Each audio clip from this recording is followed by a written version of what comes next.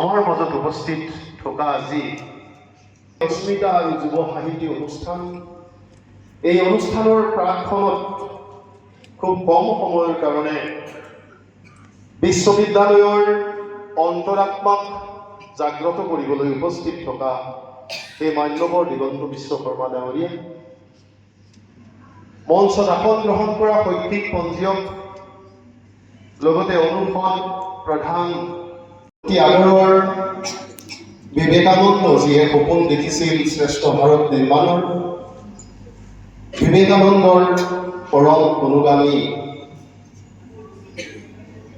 ভাৰতবৰ্ষৰ বিভিন্ন বিশ্ববিদ্যালয়ত ভাল লাগিছে। আৰু এইটো সাহিত্য একাডেমীৰ মই যিহেতু সাহিত্য একাডেমী অসমীয়া ভাষা উপদেষ্টা পৰিষদৰ আহ্বায়ক, আমাৰ অনুৰোধ মৰ্মেই কৃষ্ণ গুৰু আধ্যাত্মিক বিশ্ববিদ্যালয়ৰ সহযোগত আমি দুটা অনুষ্ঠান আয়োজন কৰিছোঁ, অস্মিতা আৰু যুৱ সাহিতী। আৰু ইয়াত আধ্যাত্মিক পৰিৱেশত ইয়াত আহি যিখিনি আমি এটা এই আৰম্ভণি বক্তৃতা দিলোঁ, আৰু এই পৰিৱেশেতো আমাক মুগ্ধ কৰে, যিহেতু মই নিজেই অধ্যাত্ম চিন্তাৰ দ্বাৰা পৰিচালিত এজন ব্যক্তি। আৰু গতিকে মই এটা প্ৰতিশ্ৰুতি দিছোঁ যে আমি আকৌ এদিন আহিম, অলপ সময় লৈ আহিম।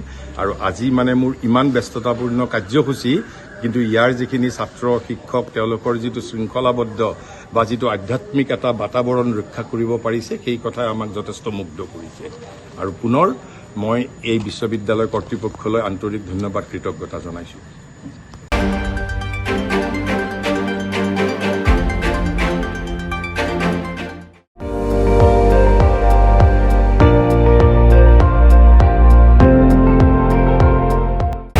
আপুনি চাই আছে ND24, সৰ্বশ্ৰেষ্ঠ নহয় সৰ্বোত্তমৰ দৌৰা।